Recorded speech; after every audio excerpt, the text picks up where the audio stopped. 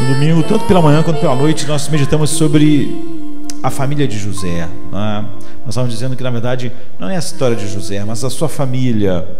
E como Deus, através de pessoas totalmente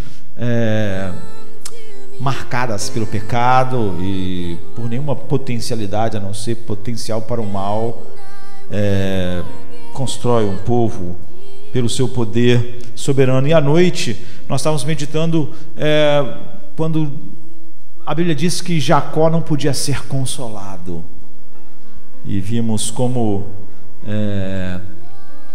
eu lembro que estávamos falando sobre os miseráveis, não é?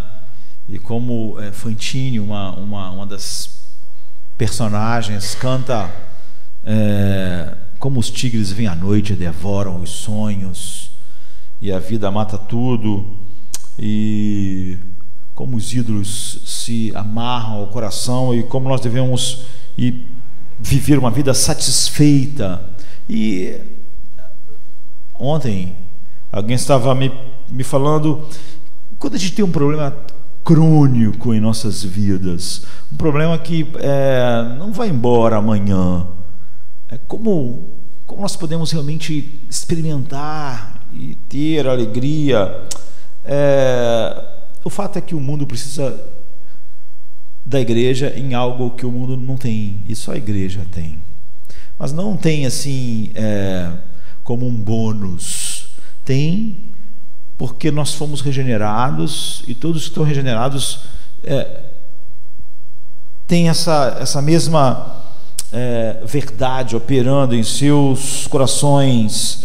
Nós sabemos lidar com a tristeza, sabemos lidar com o sofrimento, e nós sabemos lidar com aquilo que o mundo não pode lidar, de uma maneira que Cristo é glorificado, e nós temos uma fonte para esses momentos. Então eu quero falar como uma pessoa que está enfrentando esses problemas crônicos, como essa pessoa diz, que tem um filho que tem um problema, que tem um problema na infância, e que aquele problema vai acompanhar na adolescência e na sua vida. Ou seja, não é o tipo de problema que você pensa que amanhã vai passar. Estou desempregado agora e amanhã estou empregado.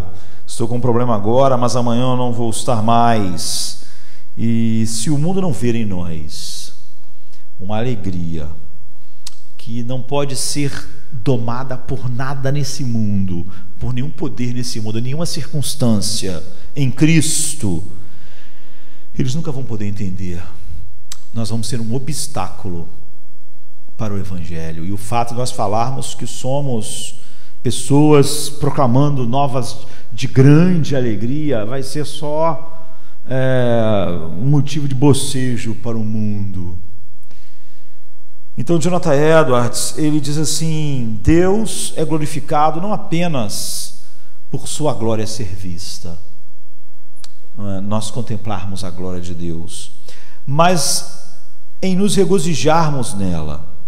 Quando aqueles que veem sua glória deleitam-se com isso, Deus é glorificado, e não apenas se eles vissem a sua glória. Sua glória é então recebida por toda a alma, tanto pelo entendimento como pelo coração, ou ela não é recebida. Ou seja, contemplar a glória de Deus realmente é algo que nós contemplamos com o entendimento e com o coração. O que significa que nunca podemos reduzir a obediência a Deus e glorificar a Deus às ações do nosso corpo ou às ações da nossa razão. Saber explicar as verdades de Deus, explicar as doutrinas certas, a obediência que glorifica a Deus sempre inclui o estado do nosso coração, ou nós não glorificamos a Deus. O problema é que cada vez mais as pessoas fazem um diagnóstico de si como o mundo faz. Elas sempre têm um senão. Você vê, nada pode ser mais triste do que uma mãe ou seu pai, do que ter um filho com um problema crônico.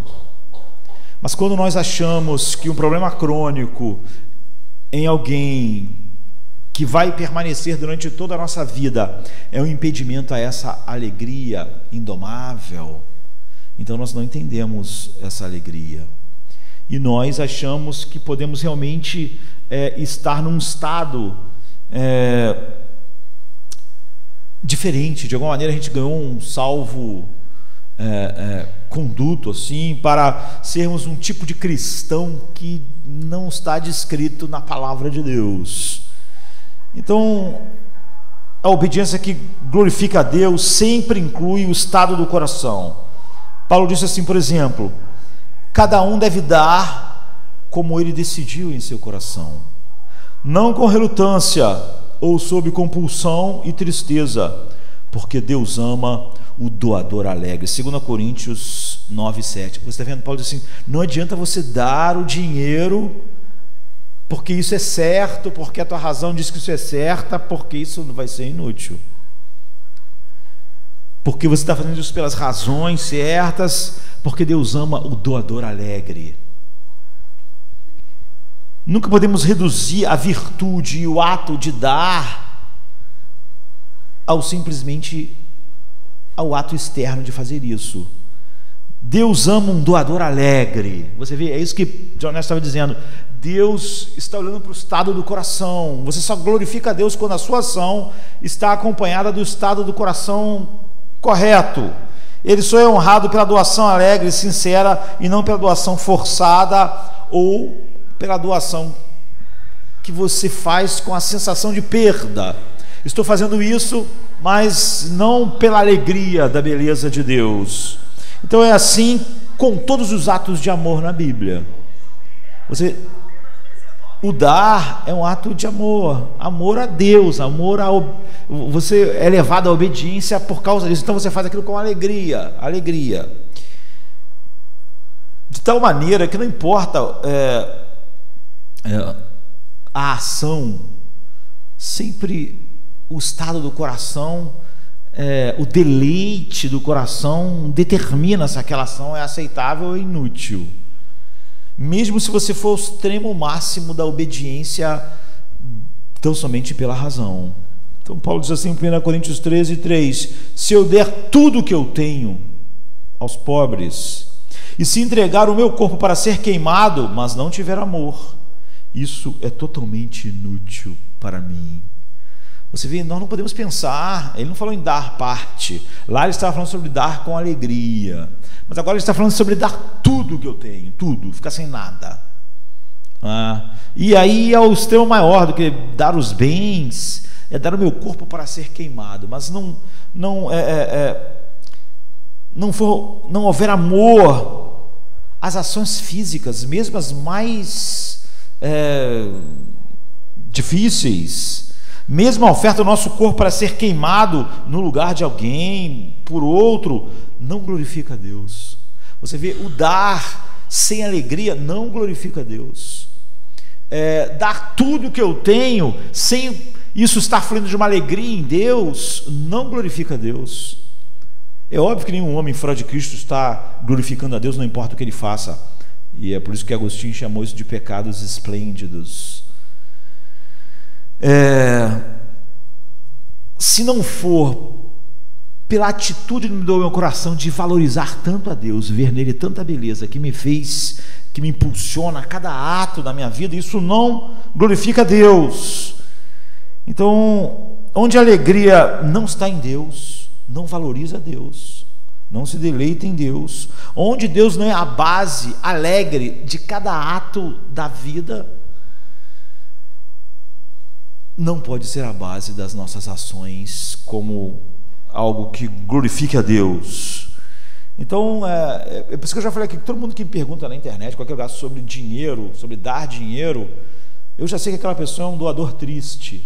Ele está tentando encontrar uma razão para não dar, ou dar menos. A pessoa não devia dar. Mas ela não deve tentar encontrar um lugar para a sua consciência descansar, porque não há descanso para a sua consciência, não na Bíblia. Deus ama o doador alegre, não o que contou os tostões, ou o que deu com o coração sentindo perda. Então a tristeza e o desapontamento profundo de algo crônico em nossas vidas, como essa pessoa tem, e aí vê uma dificuldade em equacionar a verdade de Deus sobre como nosso coração se deleita nele, tem paz nele, alegria nele, numa coisa que você sabe que não vai se resolver, pelo menos não aqui. Certa vez alguém disse: olha, não há nada que possa acontecer com os nossos corpos que uma boa ressurreição não resolverá. Então isso coloca um prêmio muito alto ao estado dos nossos corações. Se isso é o que a Bíblia diz, não é? Se isso é em todo lugar o que a Bíblia ensina, então é um prêmio altíssimo sobre como estão os nossos corações. O que torna a questão de profundo desapontamento com todas as nossas tristezas como algo urgente, quando nossas tristezas e desapontamentos causam um estado em nosso coração que não condiz com aquilo que a Bíblia descreve para o coração regenerado. Então, como o homem regenerado experimenta as tristezas e a profunda decepção, e a tristeza que não a coisa triste, né, melhor dizermos assim, que a gente sabe que não vai embora amanhã, e nem depois de amanhã, e nem daqui a um ano, e talvez nunca. O choque de um bebê que nasceu com múltiplas deficiências, por exemplo, ou com o choque de um filho que nasce com problemas crônicos, como essa mãe estava conversando comigo, que vai ter esse problema agora na adolescência, na vida adulta, ou o choque de um acidente que deixa a gente, sei lá, com sequelas para sempre, e nunca mais vamos ter a mesma coisa que tínhamos antes. A experiência de crescer desde o nascimento até a idade adulta, tendo que experimentar procedimentos médicos contínuos, sem fim, como uma criança na minha família que nasceu com diabetes infantil, ou seja, dependente de insulina com meses de idade, e vai ser dependente de insulina. Nós sabemos que um diabético assim, tudo que come tem que tomar insulina. Então, a pessoa tem que se picar várias vezes por dia, não é? Para fazer o teste, para injetar insulina. E se você começa a fazer isso com 1 ano de idade, você vai ter que fazer isso até o fim. Ou a experiência de crescer num lar cheio de problemas durante a sua infância inteira e adolescência, ou um casamento dominado pela interminável vigilância sobre uma criança assim, e depois um adolescente assim, ou o aparecimento gradual de uma enfermidade que vai te debilitando aos poucos. Por exemplo, há pouco tempo atrás, alguém que é muito amigo meu, uma pessoa, um pregador do Evangelho, na América do Norte, foi diagnosticado com Parkinson. Então você sabe que Parkinson vai sempre piorando, é uma doença degenerativa. Você vai perder a sua capacidade motora aos poucos, e você não vai poder escrever, e você não vai poder fazer as coisas que você fazia, e isso é uma doença que ela está sempre progredindo, apesar dos remédios hoje. Enfim, a gente assume que essas coisas causam tristeza, dor, gemido, frustração, desapontamento, e a longo prazo. Ninguém diz para alguém que tem mal de Parkinson que ele vai ficar bem amanhã, ou que daqui a 10 anos ele vai estar melhor, porque ele não vai estar melhor, e ele sabe que não vai estar melhor. A Bíblia tem muito a dizer sobre como pensar sobre o sofrimento e como lidar com o sofrimento, mas a Bíblia nunca diz ou nega que haja sofrimento. A Bíblia não fala sobre uma vida que pode ser livre de sofrimento, livre de decepções. Hoje nós chamamos tudo com um nome só para podermos nos vermos vítimas de nós não sabermos lidar com um coração que se deleita em Deus com os sofrimentos, ou seja, sermos pessoas como o mundo inteiro à nossa volta. A Bíblia diz que naquele momento Jacó não podia ser consolado, ou seja, não há recursos, porque algo essencial foi tirado da minha vida, e não algo bom que Deus me deu, como por exemplo o fato de eu não ter mal de Parkinson, não é?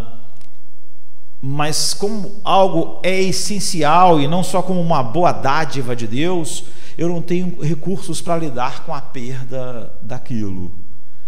E a Bíblia não nega o sofrimento, mas diz que todos os filhos de Deus sabem lidar com o sofrimento de tal maneira que Cristo é glorificado e nós temos alegria nele. Mas a Bíblia nunca nega que os cristãos experimentam poderosos efeitos emocionais do sofrimento e que nós gememos e sentimos e choramos. Nós sofremos. Nós podemos dizer que os animais não sofrem. Quando a gente vê um animal sentindo dor, a gente diz que ele está sofrendo, mas é só um jeito de dizer. Porque o sofrimento é algo emocional que junta a dor de hoje com a dor de amanhã, com a dor de ontem, não é? E com a perspectiva da morte. O sofrimento é algo que não está só acontecendo num instante. Eu sei o que vai acontecer daqui a pouco.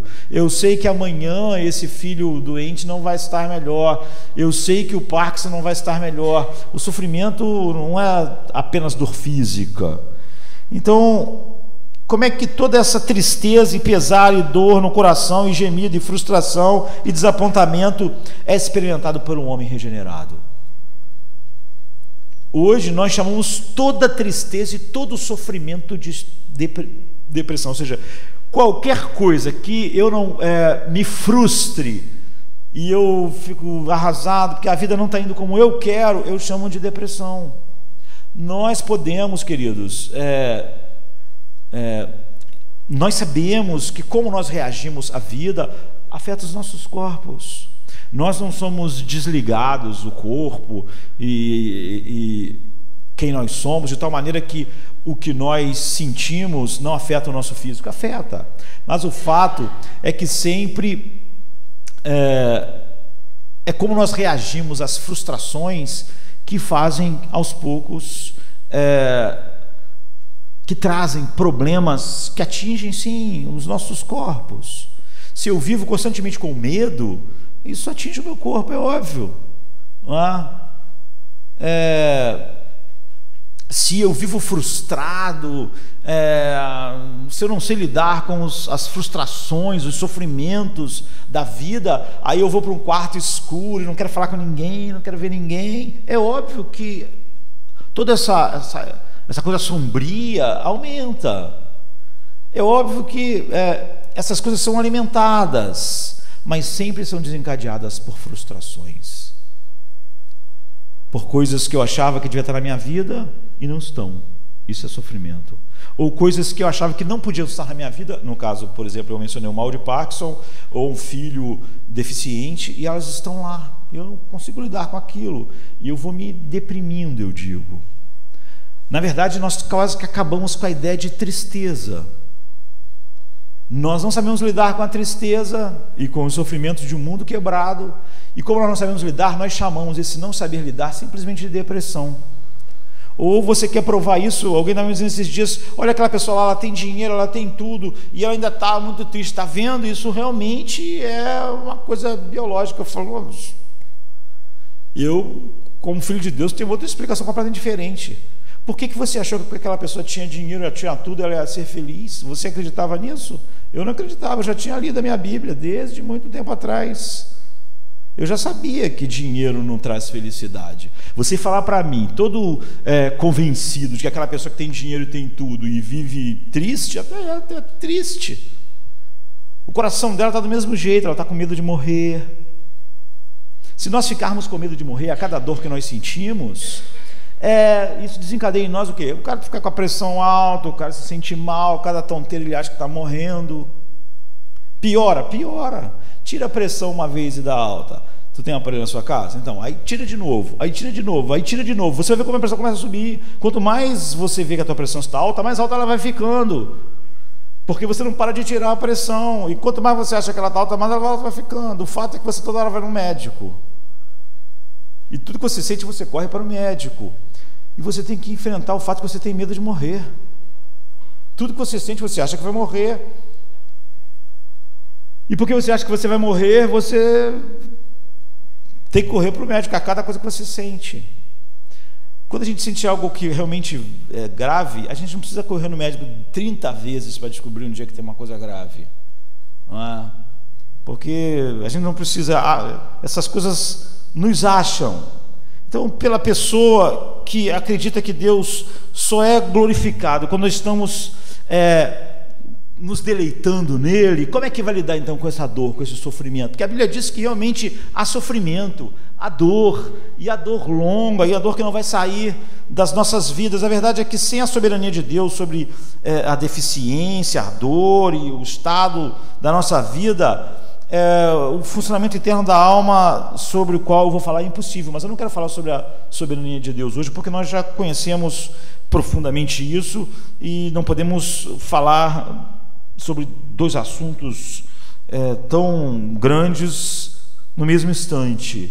Mas a razão pela qual o funcionamento interno da alma cristã não é possível sem a soberania de Deus é que a força e a esperança e a paz e a alegria e o contentamento e a satisfação e o deleite em Deus que sustenta a alma no desapontamento, na tristeza, ou como a mãe falou que tem um filho que vai ter um problema para o resto da vida, ao longo da vida, enraizado na confiança, é tão somente fixo na confiança de que Deus tem a autoridade, a liberdade, a sabedoria e o poder de realizar todo o bem que Ele prometeu a fazer nos seus filhos,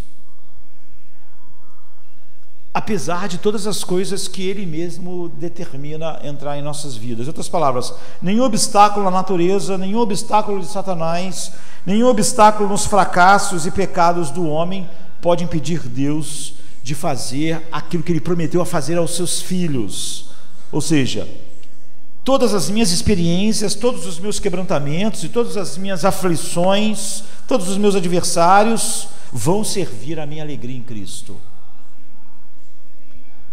Se você ouvir atentamente isso, você pode ouvir que a minha alegria e exuberância pela soberania de Deus não reside principalmente na causalidade do passado. Deus me escolheu na eternidade, é verdade, mas não, mas principalmente em sua poderosa capacidade no futuro. E no instante em que eu estou vivendo, outras palavras, a principal razão pela qual a soberania de Deus é preciosa é que ela tem o poder para cumprir promessas impossíveis para mim, em minha condição aparentemente sem esperança.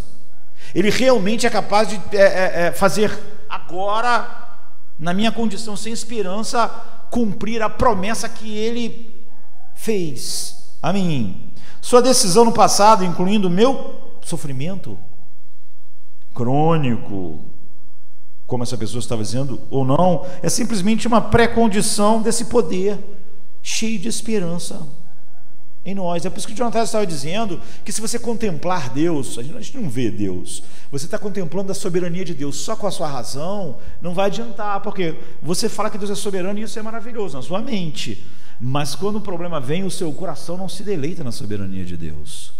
Então você tem um problema, você não viu a glória da soberania de Deus de verdade. Então, deixa eu só dar uma base nisso para a gente olhar para a tristeza. Um dos textos mais abrangentes e fundamentais sobre a soberania de Deus lida diretamente com deficiências crônicas, como era dessa pessoa. Em Êxodo 4:11, Deus responde a Moisés que teme que a eloquência dele não seja suficiente para fazer o que Deus mandou. E Deus diz assim: o Senhor disse a ele: quem fez a boca do homem? Quem fez o mudo? Quem fez o surdo? Ou quem fez o cego? Não sou eu, o Senhor. Então o que Deus está dizendo é que deficiência, impedimento da fala, incapacidade da surdez, incapacidade da cegueira, Deus diz que estão em suas mãos para dar e para remover. Deus está dizendo o seguinte: eu dei a visão aos homens e eu também dei a cegueira.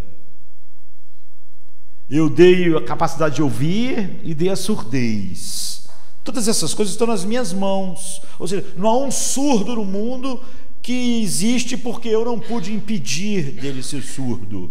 Ou não há nenhum cego no mundo que ficou cego porque eu tentei fazer ele enxergar, mas não consegui. Eu fiz o que enxerga e fiz o que não enxerga. O surdo e o que ouve. Então, o que podemos responder perguntando: e sobre causas naturais? E quanto a Satanás? E quanto ao pecado das outras pessoas? A resposta é que todas essas coisas são reais, mas nada disso é decisivo. Deus sempre é a causa última. É óbvio que eu posso ter um problema crônico porque um louco bebeu e dirigiu um carro, ou seja, o pecado de outra pessoa me atinge e ele me atropela com o carro e eu nunca mais posso andar.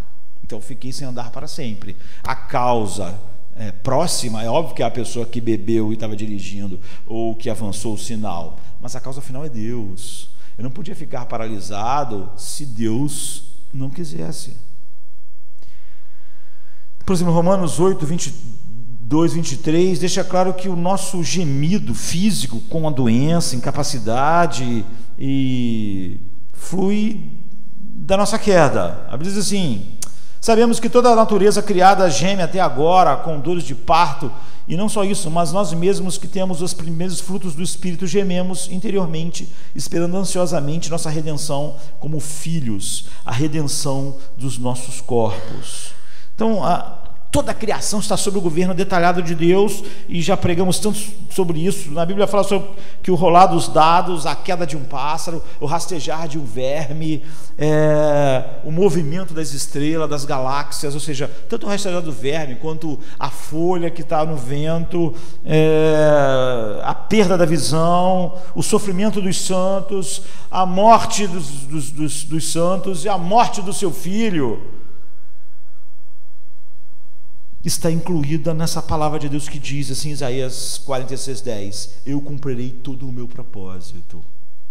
Ou Efésios 1:11 que diz: ele opera todas as coisas conforme o conselho da sua vontade, as grandes e as pequenas, todas as coisas. Então sim, existem causas naturais para as nossas deficiências, mas nenhuma dessas causas naturais é definitiva. Existem causas naturais como o Parkinson que causam uma deficiência, mas ela não foi a causa definitiva.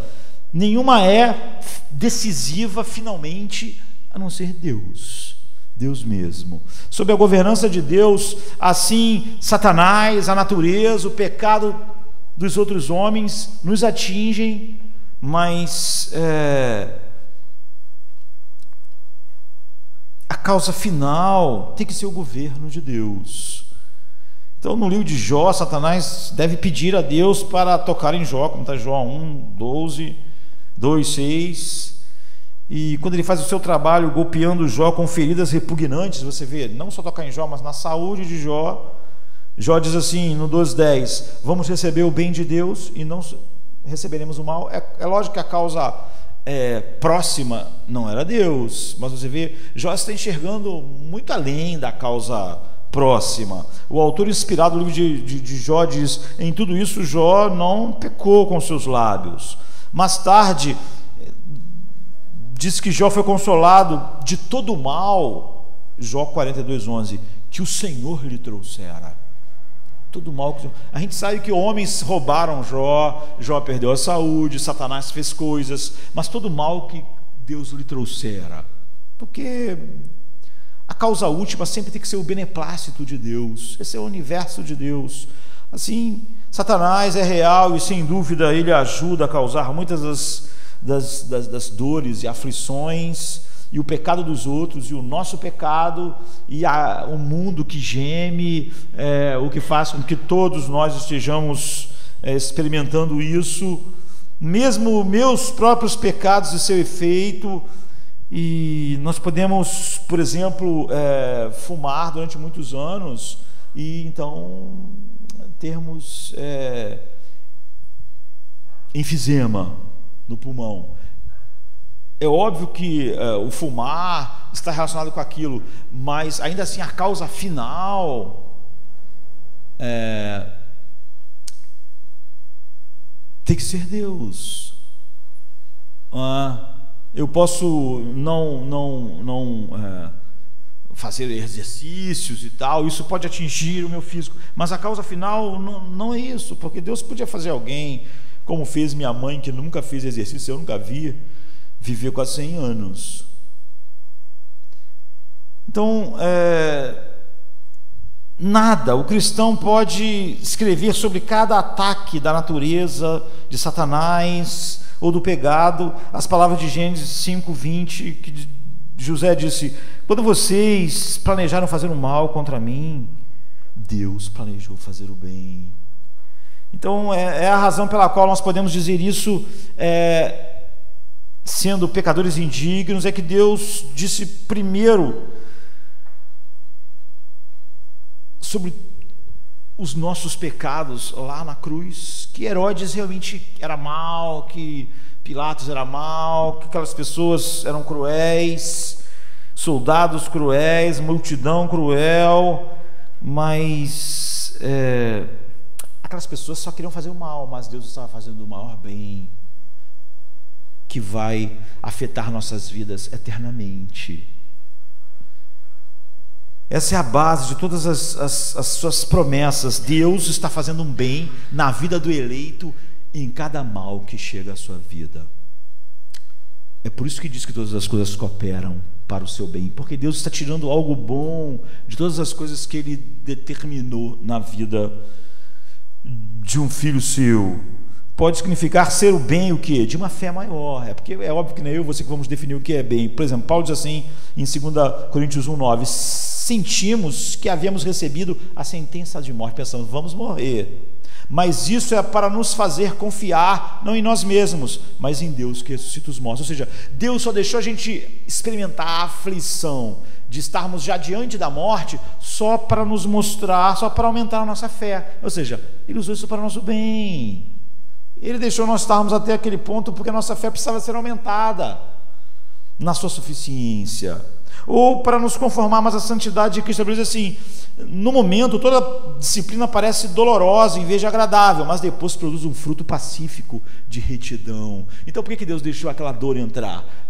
Porque Ele queria produzir retidão em nossas vidas, ou mais esperança. Romanos 5, 3, 4 diz: nos alegramos em nossos sofrimentos, sabendo que o sofrimento produz perseverança, e a perseverança produz caráter, e caráter produz esperança. Ou seja, Deus queria produzir em mim uma esperança mais profunda. Então Paulo diz: Ele mandou mais aflições, e nós nos gloriamos nas aflições, porque a gente sabe que Ele vai produzir disso esse bem final em nossos corações, uma esperança mais profunda em Cristo. Ou Ele quer dizer que Ele vai nos dar uma experiência maior da glória dEle na eternidade. É o que nós vimos até uma quinta-feira atrás.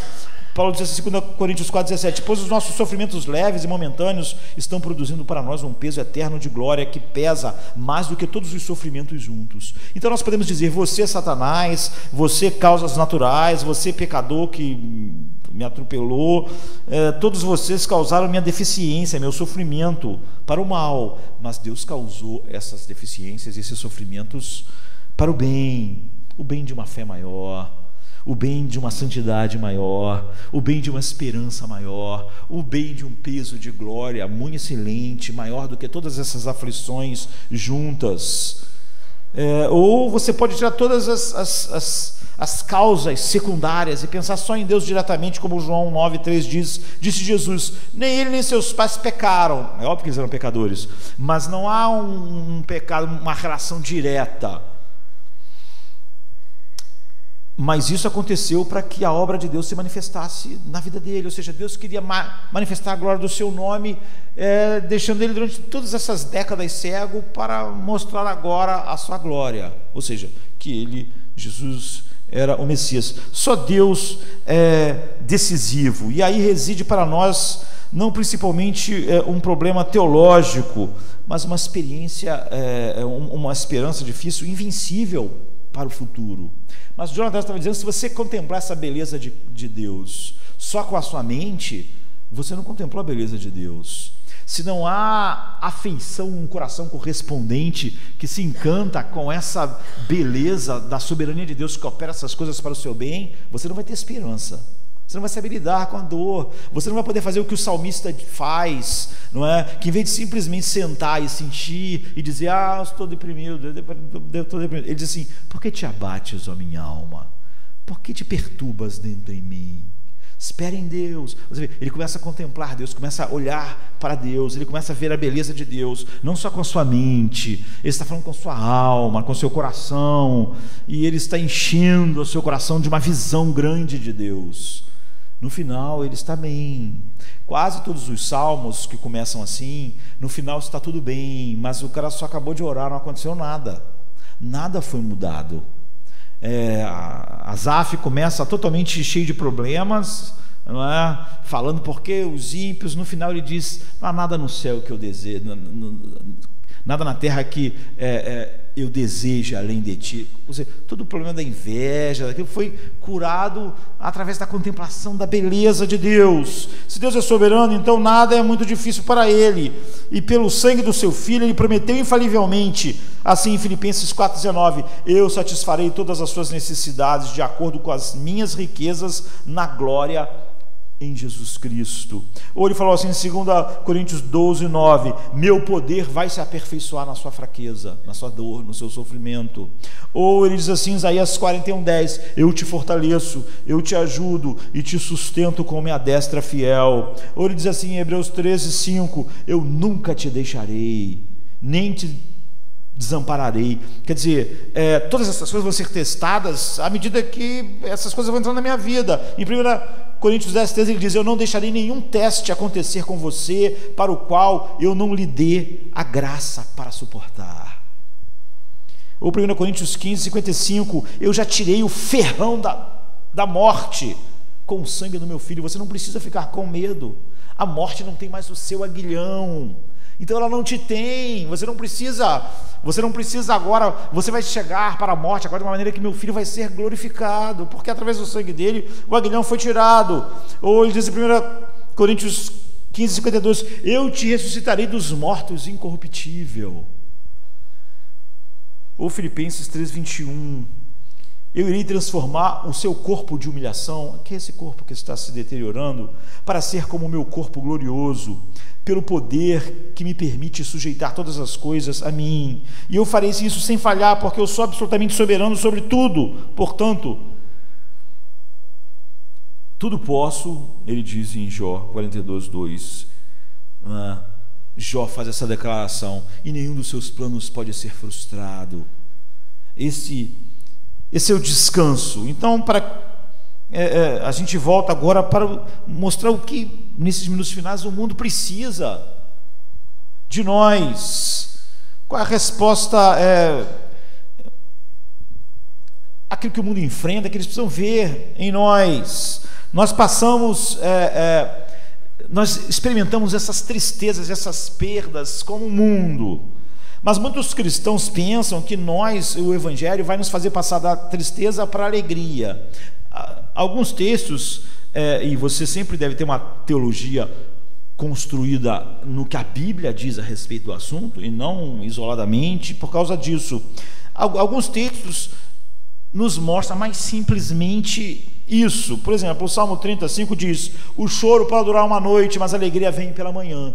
Então, isso aqui nos dá uma ideia do que Deus muitas vezes faz, mas não dá uma ideia mais profunda do que é a vida do cristão, do homem regenerado, porque fica a impressão de que você pode ter problemas, mas eles vão passar amanhã. A noite dura, mas a noite acaba.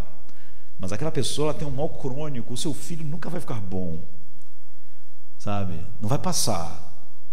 Se ela entender assim, então você vê, ela vai achar que como essa alegria vai funcionar? Portanto, a Bíblia só está dizendo que há estações de tristezas, seguidas de estações que não são de grande tristeza na vida. Ou seja, há momentos, como Paulo chama do dia mal, que tudo fica, sabe, grandes perdas, grandes aflições, e há aquela parte da vida que é mais normal, ela não é indolor, mas é normal. Então, João 16:22 diz assim: assim acontece com vocês agora, é hora de tristeza para vocês, mas eu vos verei outra vez, e vocês se alegrarão, e ninguém lhes tirará essa alegria. Isso é verdade. Então há temporadas de choro seguido de épocas de grande alegria. Todos nós podemos contar em nossas vidas épocas em que era um momento de grande alegria e depois de momentos de grandes tristezas. mas isso não fala sobre o relacionamento mais profundo dos nossos corações com Deus em Cristo e sobre a habitação do Espírito Santo em nós. Então a pergunta permanece: durante o momento do choro, Deus pode ser glorificado como? Se Jesus só pode ser glorificado quando Ele é meu prazer, meu deleite, minha paz, meu gozo, então como eu posso glorificar a Deus enquanto está de noite? A tristeza vem durante a noite. Então, naquele momento, Deus também deve ser glorificado. Como Ele pode ser glorificado se eu supostamente não posso me deleitar nele na noite, ou não posso me deleitar nele e me alegrar nele no sofrimento? Não funcionaria. O que o mundo precisa ver em nós, o que eles precisam é ver e sentir que há em nós uma alegria em Cristo, em meio ao sofrimento e em meio à tristeza. Nós não fingimos, como eu disse, a Bíblia não diz que nós não sofremos. O que precisamos é que essas pessoas experimentem e vejam na verdadeira igreja que nós não estamos brincando aqui. Nós não damos palestras motivacionais, nós não estamos ajudando as pessoas a autoajuda, nós não estamos fazendo isso, nós estamos pregando o Evangelho. Eles precisam da grandeza e da majestade de Deus sobre suas cabeças, como as galáxias estão sobre esse universo, através das nossas vidas. É por isso que nós estamos no mundo, num lugar escuro, e nós também participamos daquilo que o mundo participa. Eles precisam do insondável poder infinito que flui da cruz de Cristo através de nós, que a gente realmente tem através da cruz, eu e vocês, Cristo nos abraçando em seu amor, tendo a sua face e suas mãos cobertas de sangue, que transformaram todas as coisas para sempre, quando nós finalmente tivemos olhos para ver. E eles precisam da rocha profunda debaixo dos nossos pés, que é Deus. Eles precisam ver. Se você me perguntar, o mundo não precisa ver o cristão como pessoas que se deleitam em Cristo, estão felizes para conhecer nossa fé num grande Salvador, para a gente, quando contar uma notícia de grande alegria, nós sermos pessoas que são compatíveis. Com isso, a resposta é sim. Eles precisam ver que nossa felicidade é uma obra de Cristo, indomável, vencedora, que vence tudo, que nos capacita para tudo. Então, Paulo disse que se isso não é verdade, nós somos um obstáculo para a verdade de Deus. E quando em 2 Coríntios, que é uma carta sofrida do apóstolo Paulo, aqui mais você vê as dores do apóstolo Paulo, ele diz: nós não somos um obstáculo para o Evangelho, o nosso ministério não é um obstáculo para o Evangelho. Ele diz assim: não dando nós nenhum motivo de escândalo ou de obstáculo em alguma coisa, para que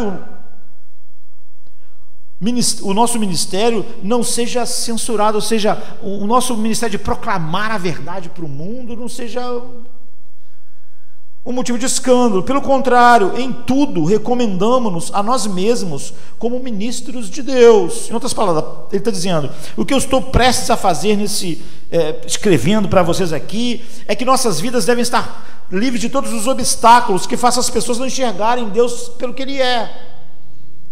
Ele deseja que a igreja em Corinto e o mundo não tenham nele nenhum obstáculo, como aquele que leva o Evangelho.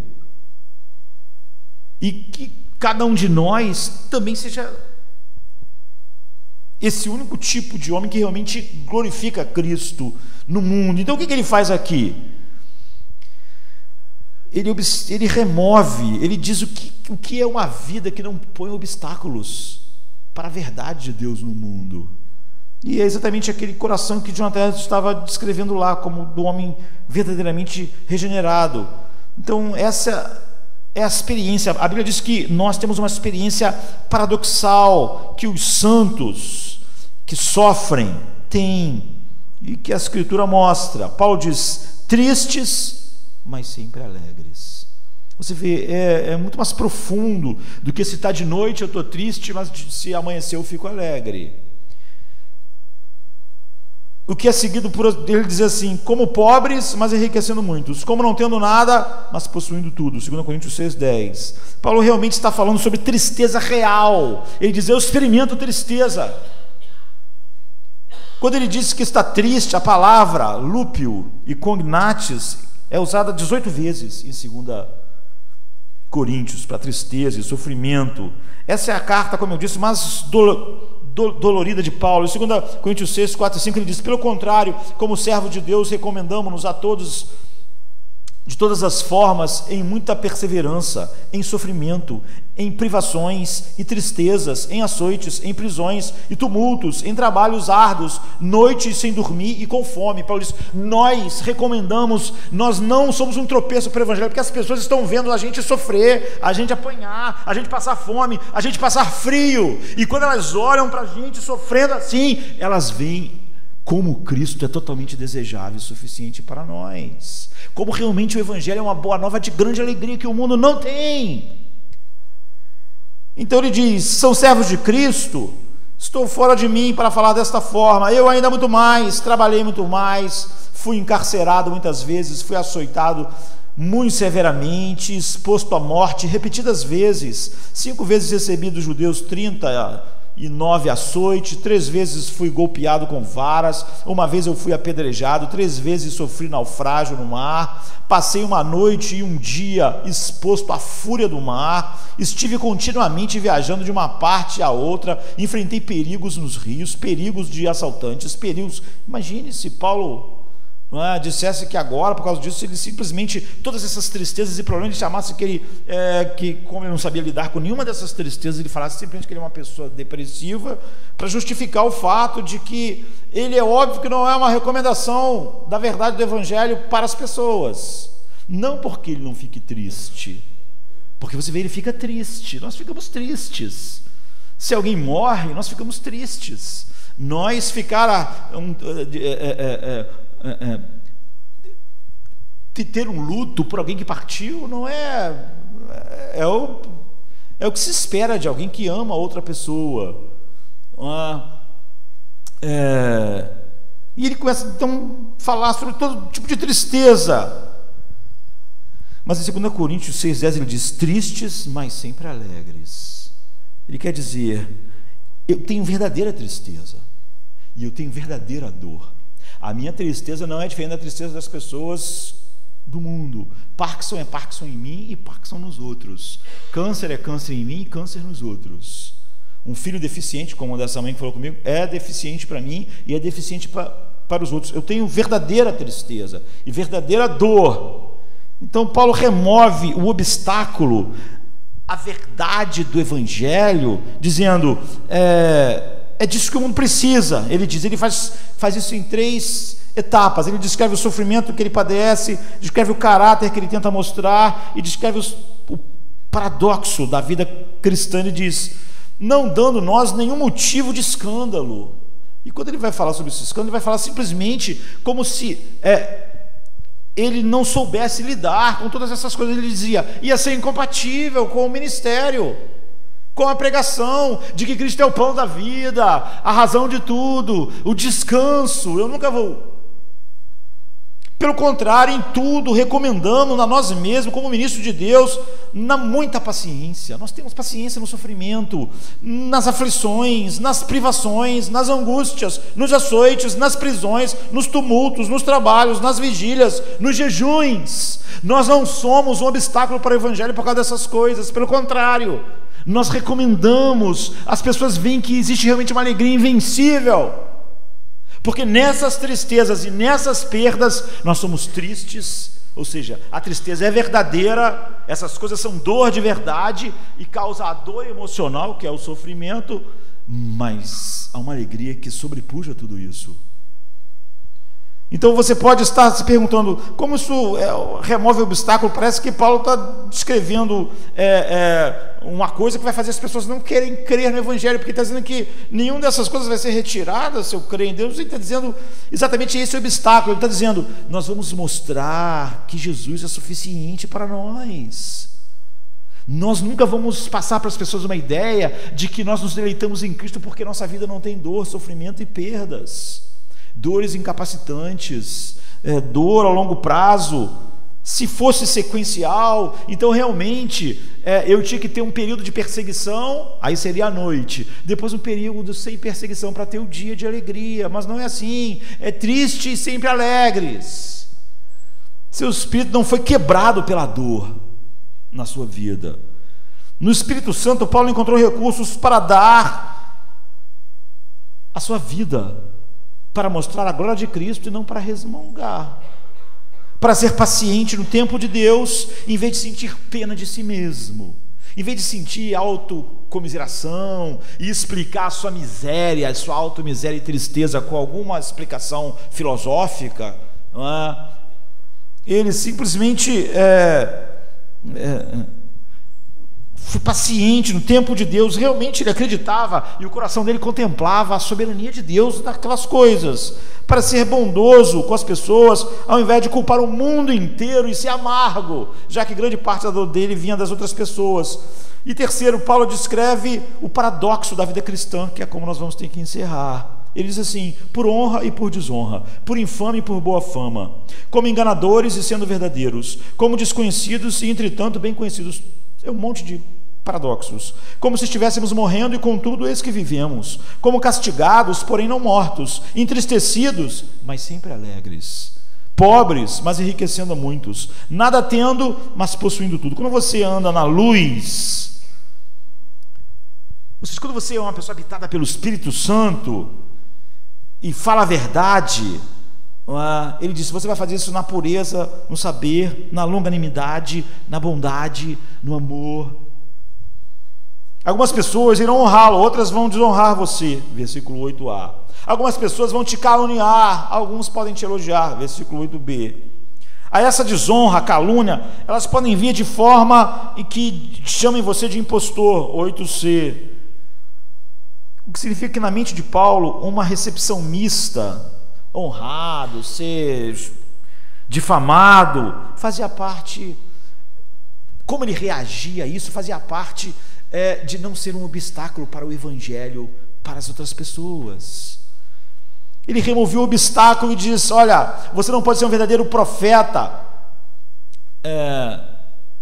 você não pode ser realmente alguém que proclame o evangelho, um evangelho que não teve nenhum poder na sua vida, você não pode proclamá-lo como o poder de Deus. Então esses paradoxos maravilhosos são colocados para nós. Você nos vê como desconhecidos, entretanto somos bem conhecidos, versículo 9a. Você está dizendo o seguinte: nós não somos ninguém no Império Romano, nós somos o lixo, um pequeno movimento que segue um rei que foi crucificado e ressurreto, porém nós somos conhecidos por Deus. Então nós somos desconhecidos, nós somos muito conhecidos, o que é suficiente para nós. É isso que importa.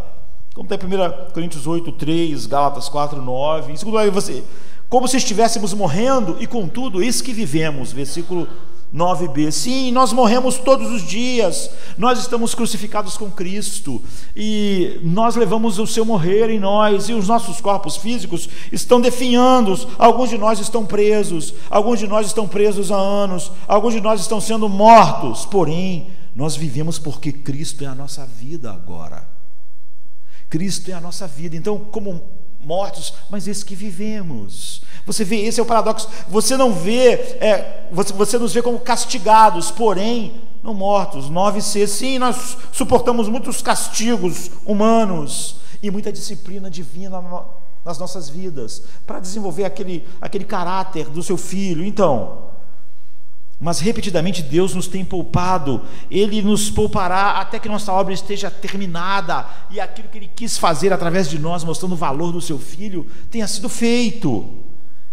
E em quarto lugar ele diz: entristecido, mas sempre alegres. 10a. Sim, estamos tristes, existem inúmeras razões. Nossos irmãos estão sendo assassinados, nossos corpos estão doloridos,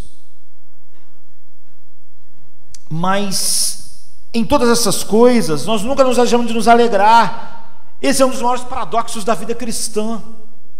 Não é porque não dói, é porque nós somos entristecidos, mas sempre alegres.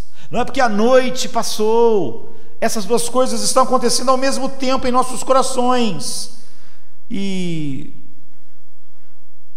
Você nos vê pobres, mas enriquecendo a muitos. 10b, sim, somos pobres, enquanto a riqueza desse mundo, nós somos pobres, mas nós não vivemos para ganhar o dinheiro, nós vivemos para tornar as pessoas ricas em Cristo, em conhecê-lo.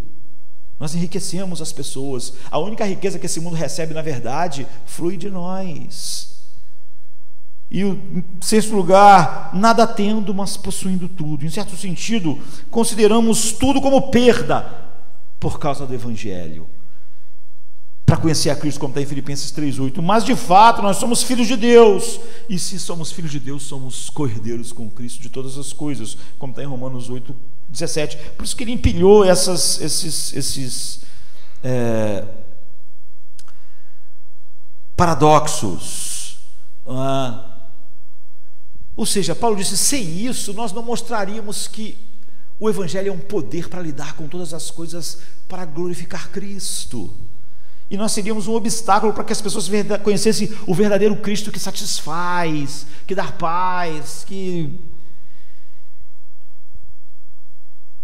nós mostramos conhecer Cristo e ser conhecido por Cristo, ter a vida eterna com Cristo. Nós mostramos para o mundo inteiro que isso é muito mais importante para nós do que ter saúde. Saúde é uma coisa boa, mas não é essencial, não para nós.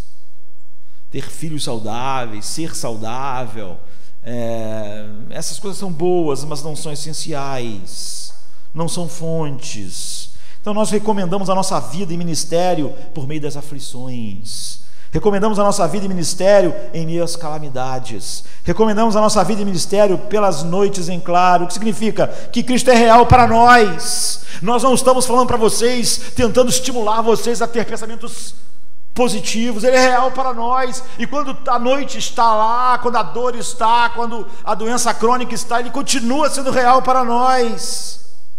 Então, em meio àquilo que é triste, nós temos Ele então entristecido, mas sempre alegres, sempre alegres. Nós sabemos lidar com qualquer dor e com qualquer sofrimento de uma maneira que mostra que Ele é suficiente. Ou então nós estamos sendo um obstáculo para o Evangelho. É o que ele está dizendo. Essa é a nossa recomendação. Quando tudo cede ao redor da minha alma, Ele é a esperança final da minha alma, Ele é a paz que me acalma. É o que ele está dizendo. Dor de verdade, não dor física só, mas o efeito emocional da dor. Quando alguém é chicoteado, ele sente dor física, mas a dor emocional. E o efeito emocional da dor, que eu sei que vai continuar amanhã, que vai continuar daqui a um ano, pela minha doença incapacitante. Ele diz: tristes, mas sempre alegres. Em outras palavras, ele realmente quis dizer isso em Filipenses 4,4, quando escreveu: regozijai-vos sempre no Senhor. Outra vez eu digo regozijai-vos. Isso só é possível nesse paradoxo. Charles Hodge, que é um dos maiores teólogos do século XIX, né?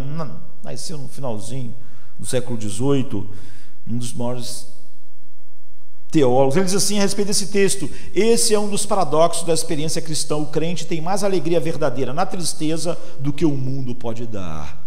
O senso do amor de Deus, a certeza do seu apoio, a confiança na bem-aventurança futura e a persuasão de que suas atuais e leves aflições produzirão para o verdadeiro homem regenerado um peso muito maior e eterno de glória, misturado com suas tristezas, darão ao sofrimento do Filho de Deus uma paz que excede todo entendimento.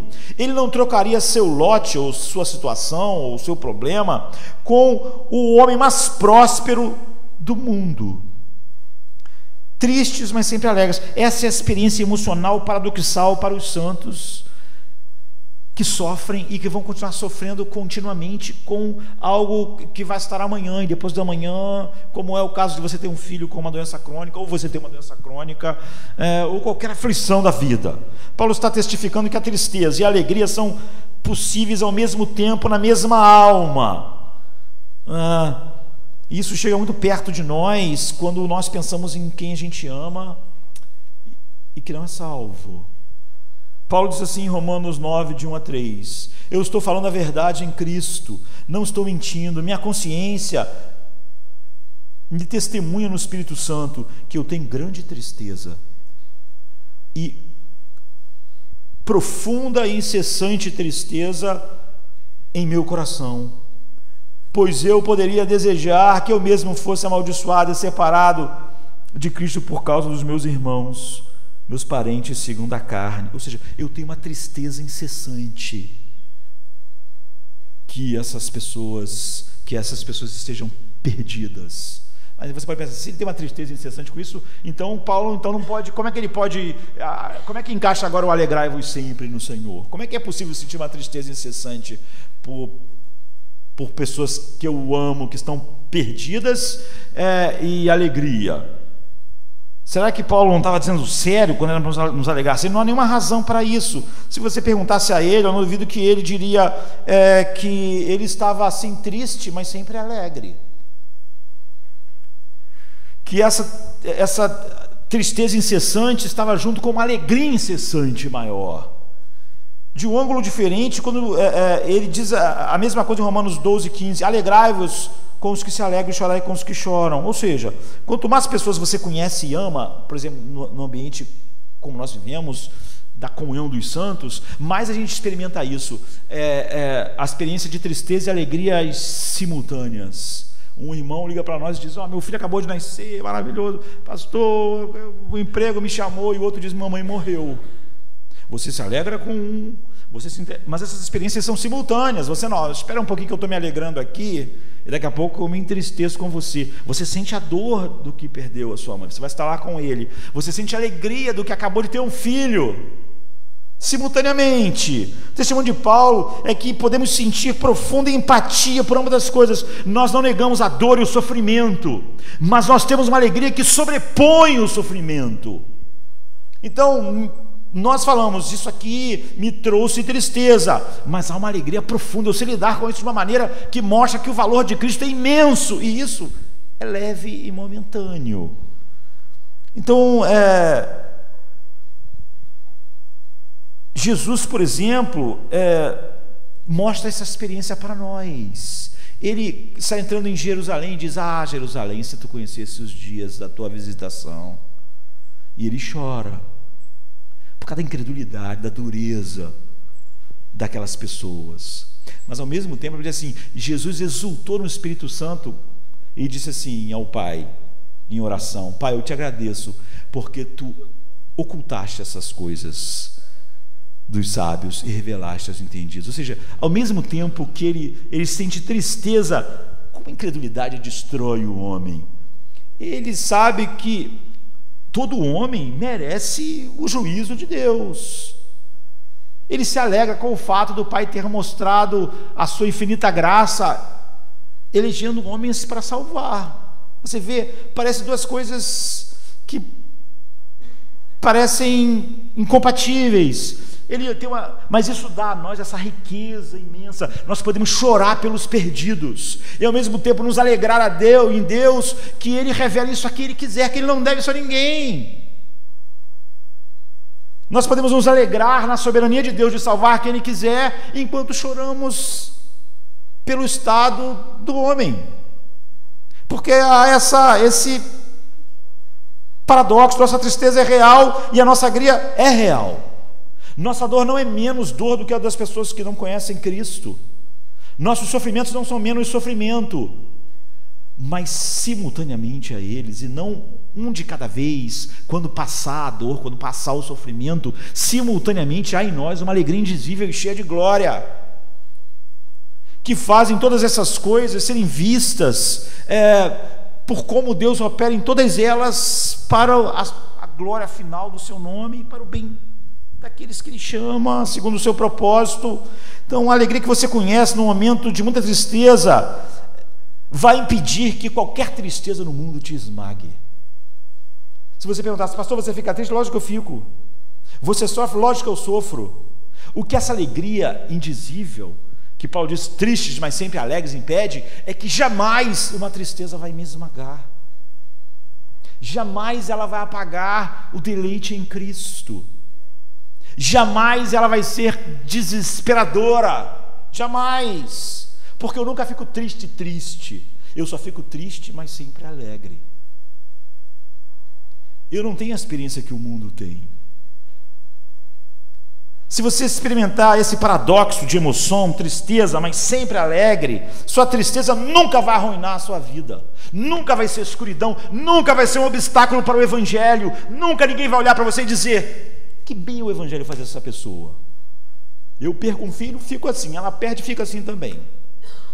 A minha vida é cheia de problema. Tudo bem, eu não sei lidar com isso, mas ela também não sabe. É um obstáculo para o Evangelho. O fato é que as pessoas podem ver: olha, ele está triste. Ele está triste, ele não é uma pessoa que é imune à dor. Pelo contrário, ele é igual a mim, ele sofre, ele fica doente, Paulo. Sofri isso, sofri aquilo outro, mas sempre alegre. Você vê?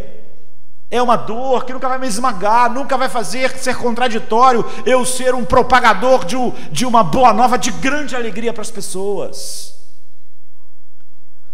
Não vai fazer de mim algo que seja um escândalo para o Evangelho. A sua tristeza não vai ser sombria, querido, não vai ser escura. A noite pode ser escura, mas você não vai estar na escuridão, porque você está triste, mas sempre alegre. Você nunca vai ter uma tristeza sombria, uma tristeza que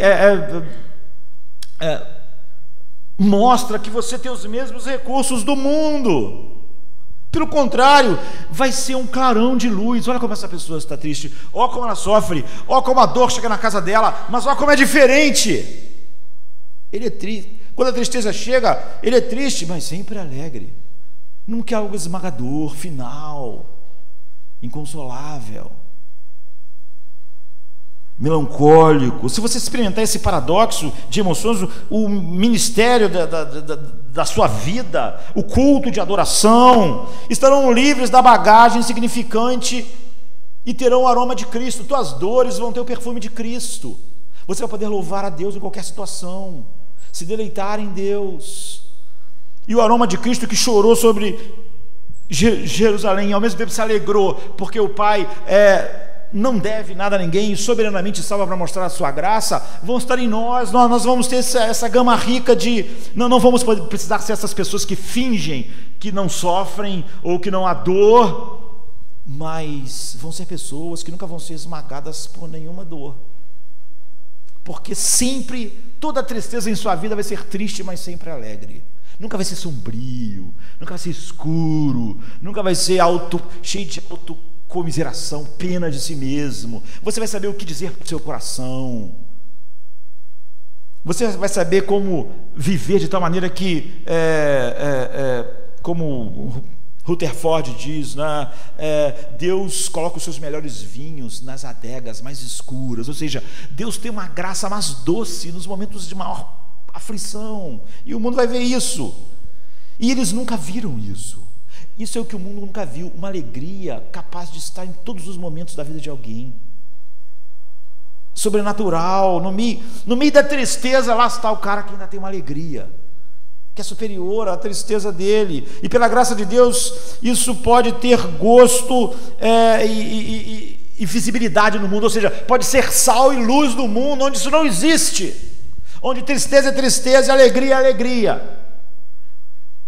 Mas em nós, tristes, mas sempre alegres.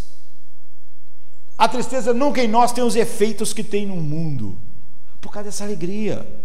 Isso era a recomendação que Paulo tinha. Ele disse: é assim que nós recomendamos a pregação, porque senão nós somos um obstáculo.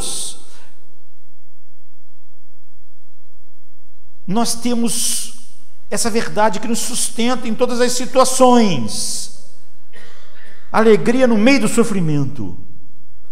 Pedro nos dá 6 razões para nos alegrarmos em nossos sofrimentos. Não vamos olhar, mas você vê a alegria do coração do cristão. Ela não é assim, há períodos em que nada muito grave está acontecendo, não é?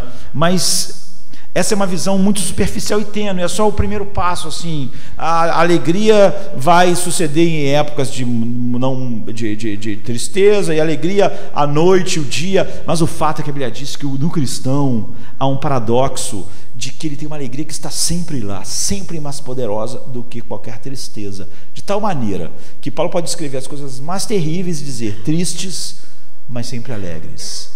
Mas quando você Quando você fala sobre sua tristeza de uma maneira que Cristo não parece maior, melhor, suficiente, você é o oposto do que está sendo descrito aqui. Então como é que alguém pode se alegrar com Parkinson, sabe que o Parkinson nunca vai melhorar, a noite não vai passar? Não, ter Parkinson é ruim. O cara vai ao médico, ele vai tratar, esse meu amigo, mas triste, isso é triste, mas ele está sempre alegre. As pessoas que convivem com ele veem o seu amor a Cristo, o seu deleite em Cristo, a sua alegria em Cristo. Não é sombrio o Parkinson dele, não é sombrio, não é o cara que está deprimido, que a vida está acabando, que não tem mais nada. Não é. No final, queridos, todos nós vamos morrer. Essa é a crise final. Você vai se alegrar. Paulo diz, quando nós fazemos isso, nós mostramos que Cristo é melhor do que a vida.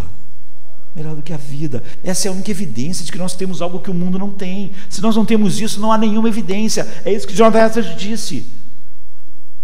Se aquilo que está em nossas mentes não está em nossos corações, então nós não temos evidência de que nós vimos Cristo, e não é real para nós. É uma coisa que nós queremos acreditar, mas não é real para nós. É autoajuda, nós estamos querendo para ver se aquilo funciona para nós, mas é real. Eu só fico tentando imaginar alguém, porque alguém não está ali, não é real para mim. Eu não fico me esforçando para que meus filhos sejam reais para mim, eles são reais. Minha esposa é real, eu não fico ali me esforçando para tentar encontrar a verdade deles, são reais. A questão é, Cristo é real para nós, Ele é a nossa vida. Então, nós vamos ter a experiência de que isso é totalmente compatível com a tristeza, porque na tristeza nós somos sempre alegres, tristes, mas sempre alegres. Portanto, a tristeza nunca é sombria em nós, nunca é uma escuridão em nós, e nunca diz que Cristo é menor do que o que Ele é, nosso descanso, nossa paz, nossa alegria. Não porque nós somos insensíveis, mas porque nós temos esse paradoxo que o homem regenerado tem: triste, mas sempre alegre. Vamos ficar de pé. Come to me, you will.